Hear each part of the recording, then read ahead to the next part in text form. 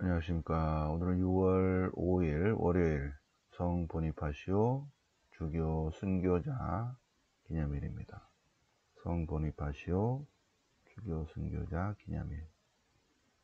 기념일이어서 물론 보니파시오 주교 순교자 기념일 독서와 복음도 있지만 독서와 복음은 연중 9주간 월요일 홀수회입니다. 연중 9주간 월요일. 복음은 똑같고요. 홀수에는 토빗기입니다. 토빗기. 오늘부터 이제 토빗기 시작입니다. 후기 역사서, 신명기 역사서, 역대기 역사서, 후기 역사서 보시겠습니다. 토빗기 1장 3절 그리고 2장 앞에 부분입니다. 토빗기.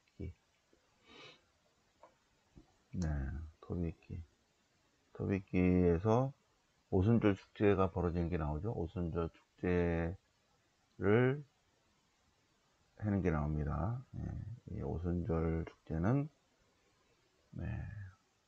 마이너스 450 느헤미야 개혁 이후겠죠, 그죠? 자, 거기에 맞는 시편은 시편 112편 복되어라 주님을 경외하느니. 그래서 토빗에 관한 토빗하고 연결되는 시편을 뽑았어요. 112편. 그래서 화답송은 독서에 걸리고, 그 다음에 마르코 복음은 독서와 전혀 상관없이 그냥 복음대로 어제에 이어서 토요일에 이어서 계속 마르코 복음 11장 그 다음에 12장 이렇게 나갑니다. 12장. 자, 그래서 오늘 예수님의 비유 말씀 또 같이 묵상해 보시겠습니다. 성경 본문 보실까요? 자, 토빗기 1장, 토빗기 1장, 토빗, 유딧, 에스테르, 토빗기 후기 역사서예요. 역사서 공부를 좀 해볼까요? 복습입니다. 복습. 역사서는 신명기 역사서, 역대기 역사서, 후기 역사서 이렇게 세 부분으로 나뉩니다. 신명기 역사서, 역대기 역사서, 후기 역사서. 자, 신명기 역사서는 언제 편집되는가? 신명기 역사서는 마이너스 622년 요시야 종교개혁 때, 요시야 종교개혁 때, 요시야 종교개혁 때 편집된 역사서를 신명기 역사서라고 부르는데, 기준은 원신명기에 있어요. 원신명기가 마이너스 650년경에 엘리야, 엘리사, 특별히 호세아의 영향을 받은 북부 예언자 전통을 이어받은 사람들이 북이스라엘의 율법서를 하나 만듭니다. 그거를 원신명기라고 합니다. 원신명기. 근데 북왕국이 멸망한 다음에 100년 후에 발견됩니다. 원신명기가 북왕국이 멸망할 때쯤 돼서 이 원신명기의 원본을 예루살렘 성전에 모셔놓습니다. 100년 후에 발견돼요. 발견된 원신명기를 보고 요시야 왕이 국토 회복 운동을 벌입니다. 거기에 대한 신학화 작업으로 신명기 역사서 작업을 합니다. 그래서 신명기, 여호수아기, 판관기, 사무엘기, 열왕기.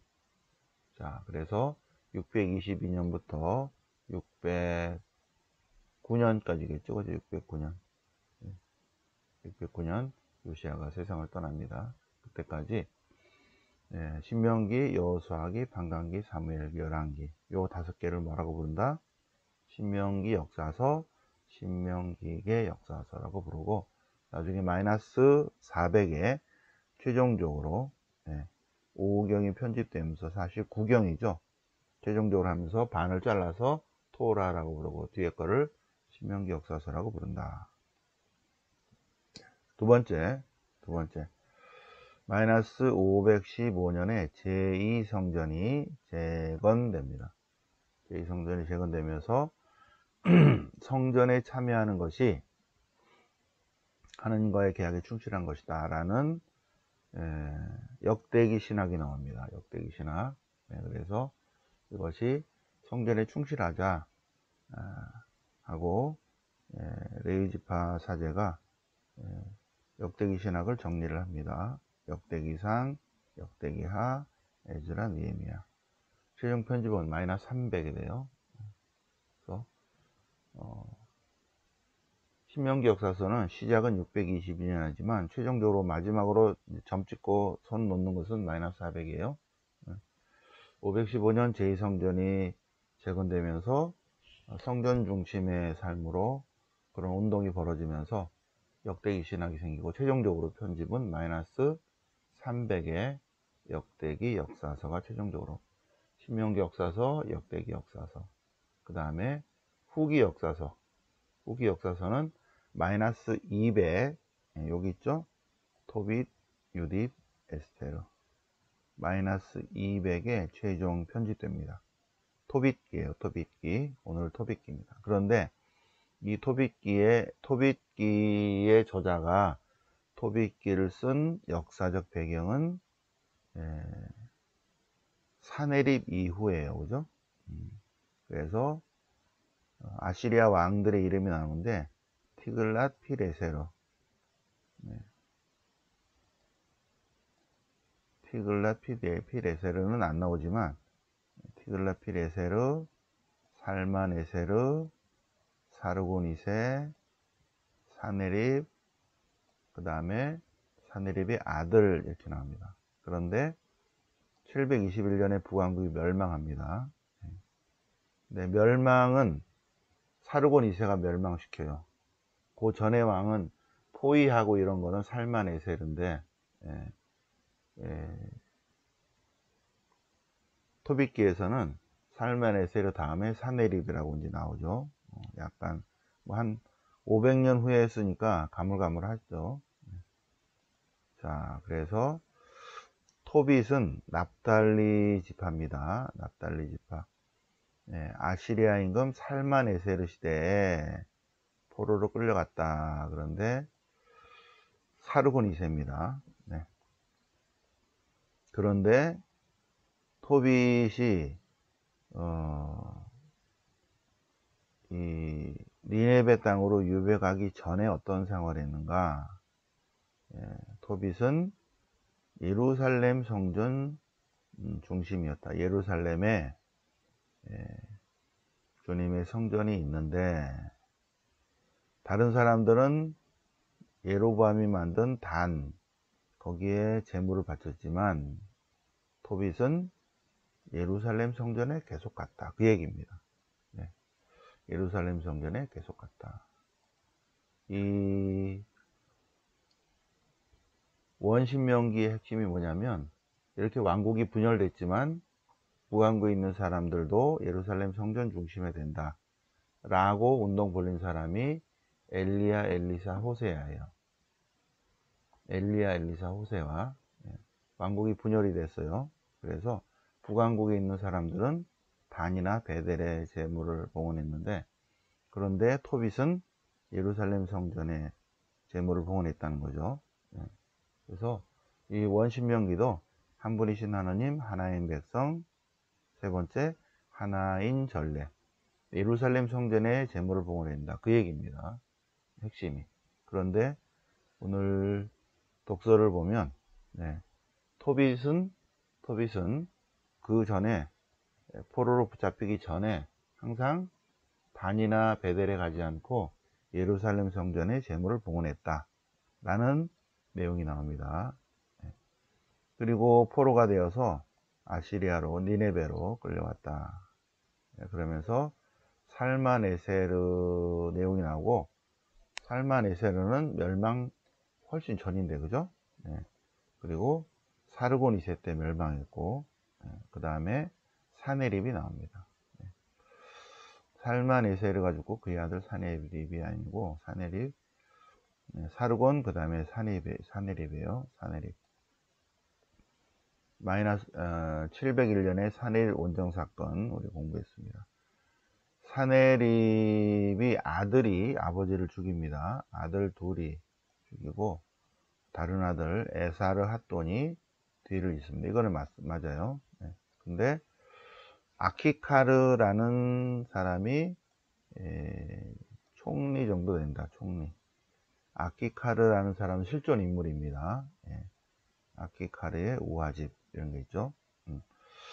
아키카르는 실존 인물이고 굉장히 유명한 사람입니다. 근데 여기에 토빗기에서는 토빗의 조카로 나옵니다. 토빗의 조카 아키카르가. 그래서 에사르 핫돈 시대에 다시 이제 여러 가지 억압에서 풀려서 안나와 토비아를 되찾게 됐고, 그리고 오순절 주간절 축제를 지내고 있습니다. 이것은 마이너스 450 이후라는 거예요. 토빗, 유딧, 에스테르는 마이너스 200년쯤에 최종적으로 완성된 후기 역사서입니다. 후기 역사서. 신명기 역사서, 역대기 역사서가 아니고 그냥 역사적인 거는 나오지만 교훈적인 이야기예요. 토빗, 유딧, 에스테르는. 자, 그래서 오순절 축제, 주간절 축제를 지내면서 주변에 가난한 사람 데리고 오라. 가난한 이들과 함께 하겠다. 데려오라. 가난한 이들 아들이 데리러 갔다가 누가 죽었다. 동족이. 그래서 토빗이 그의 죽음을 해가 진 다음에 땅에 파고 묻어 주었다. 이렇게 착한 일을 했다. 그 얘기입니다. 토빗기 2장. 네. 그 다음에 요 뒷부분은 이제 내일 독서니까 내일 한번 전체 다시 한번 보도록 하겠습니다. 네. 그래서 토빗기의 오늘 1장, 2장의 핵심은 토빗은 납달리 지파 북왕국 출신이고, 그리고 납달리 지파가 다윗 집안과 떨어졌지만, 그러나 토빗은 예루살렘 성전에 충실했다. 그 내용이 쭉 나옵니다.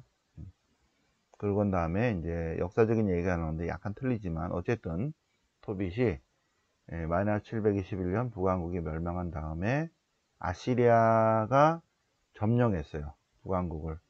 그리고 북왕국에 있는 사람들을 다 니네베로 강제 이주시켰고, 아시리아 사람들을 북이스라엘에 이렇게 보냈죠. 그래서 남아있는 사람과 섞인 사람을 사마리아인이라고 합니다. 네.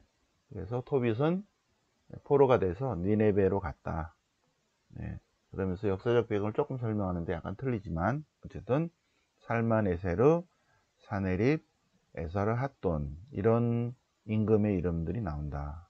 그리고 역사적인 인물 아키카르라는 전혀 다른 사람인데도 토빗은 조카라고 얘기하면서 아키카르가 자기 양자를 교육시킨 것보다 토빗이 자기 아들 토비야를 교육시킨 것이 더 훌륭하다. 이제 그런 내용을 비교를 하고 있습니다. 그래서 토빗기 2장은 이렇게 계명에 충실하고 율법에 충실하고 주관절을 잘 지키고 이렇게 동족들을 사랑하고 자선을 베풀고 이런 사람이 이제 눈 멀게 된 그런 내용이 나옵니다. 네, 이렇게 주님께 충실한 사람. 그래서 거기에 맞는 시편 112편, 알파벳 시편이에요. 네, 알파벳 시편. 자, A, B, C, D, E, F, G. 이대로 쭉 해서 이제 나온 그 내용인데, 자, 할렐루야. 자, 이제 112편은 토빗과 같은 사람입니다. 주님을 경외하는 사람, 주님의 계명을 잘 지키는 사람, 주님의 계명으로 즐거움을 잡는 사람, 주님 안에서 의로운 사람, 주님 안에서 올곧은 사람, 주님 안에서 관대한 사람, 주님 안에서 자기 일을 바르게 처리하는 사람, 주님의 의인들, 또 자선을 베푸는 사람, 그런 사람은 복되다. 시편 112편인데 토비과 같은 사람이 어디 있을까 해서 112편을 뽑은 거예요. 복되다 야훼를 두려워하는 이여. 그렇죠? 오늘 복음 마르코 복음 12장, 예수님께서 비유를 들어서 바리사이들, 율사들, 그들에게 비유를 들어서, 비유가 어떤 비유냐면 어떤 포도밭 임자가 포도밭을 비싼 돈들에 사서 그 다음에 잘 일궈서 울타리를 치고 탑도 세우고 거름도 주고 그런 다음에 땅을 잘 이제 비옥하게 한 다음에 소작인들에게 이제 줬습니다. 이 포도밭이 이렇게 지금 몇천 평 되니까 포도나무를 심어서 1년에 한 번씩 반반씩 합시다. 반반씩. 그래서 소작인들 포도 반 수확해서 반 팔아서 예산을 쓰고 반은 줘야 됩니다. 그리고 이제 소출로 반을 이제 예를 들어서 그렇게 했다는 거죠. 어떤 사람이 포도밭 주인이 소작인들에게 포도밭을 빌려주고 포도밭 소출의 얼마를 주기로 하고 했는데 소작인들이 이제 주인이 소출을 종들을 시켜서 받아러 가니까 이 소작인들이 종들을 매질하고 빈손으로 돌려보내고 두 번째 보내니까 또 머리를 치고 상처를 입히고 모욕하고 세 번째는 죽여버리고 네 번째 또 보냈는데 더러는 매질하고 더러는 죽여버렸다. 그래서 주인이 아들을 보냈습니다. 아들. 포도밭 주인이 첫 번째 종을 보냈는데 매질하고 빈손으로 돌려보내고 두 번째 종을 보내니까 머리를 치고 상처 입히고 모욕하고 세 번째 종이니까 죽여버리고 네 번째 많은 종들을 보냈는데 또 매질하고 죽여버렸어요. 안 되겠다. 주인이 아들을 보냈어요. 아들은 존중해 주겠지. 그랬더니 이 소작인들이 저놈을 죽여버리자. 저자가 상속자다. 자, 저자를 죽여버리고 우리가 이 땅을 다 차지하자. 그랬다는 거죠. 그러니까 어떻게 돼요? 포도밭 주인이 경찰을 데리고 와서 싹 잡아가 버렸죠. 그죠? 그리고 다른 다른 이에게 이거를 맡겼다. 라는 비유를 들은 거다. 비유. 집 짓는 이들이 버린 돌이 모퉁이 머릿돌이 되었다. 자, 하느님께서 이스라엘 백성을 선택해서 온 인류를 구원하려고 했는데 이스라엘 백성이 말을 안 들어. 그래서 하나님이 예언자들을 계속 보냈죠. 그런데 이스라엘 백성은 예언자를 붙잡아 매질하고 빈손으로 보내고 대가리 때리고 상처 입히고 모욕하고 예언자를 죽이고 더 많이 매질하고 죽이고 그래서 하나님께서 당신의 아들 보냈는데 그 아들마저 십자가에 못 박아 죽여버렸다. 그럼 어떻게 하겠다? 더 이상 이스라엘 백성에게 안 맡기고 새로운 하나님 백성 공동체 그리스도인들에게 이렇게 전 인류를 맡기는 그런 비유 내용입니다. 비유 내용. 그런데 이제 예수님께서 이런 비유를 말씀하시니까 바리사 율법교사들이 자기를 두고 비유를 하는 걸 알아차렸죠. 예. 그리고 떠나갔다. 포도원 소작인의 비유입니다. 포도원 소작인의 비유. 그래서 계속적으로 내일은 또 이제 요거예요. 내일 독서는 토비께 그 다음이고, 내일 복음은 여기서 다음이고, 그러니까 서로 연결이 안 되죠. 그죠? 독서는 독서대로 쭉 나가고, 복음은 복음대로 나갑니다. 연중주간. 뭐 대체로 그래요. 주일은 조금 연결을 시키려고 합니다. 독서와 복음이. 근데 연중주간은 독서는 독서대로, 뭐, 지금 홀수이니까 토비께로 쭉 나가고, 마르코 복음 쭉 나가고 이렇습니다. 자, 그래서 따로따로 묵상하시면 됩니다. 오늘 연중 9주간 월요일이에요. 6월 5일이니까 보니파시오 축일이지만 연중 9주간 월요일을 맞아서 토빗기와 마르코 복음 같이 묵상하셨습니다. 영광이 성부와 성자와 성령께 주원과 지정 성령원이 아멘. 성부와 성자와 성령 이름으로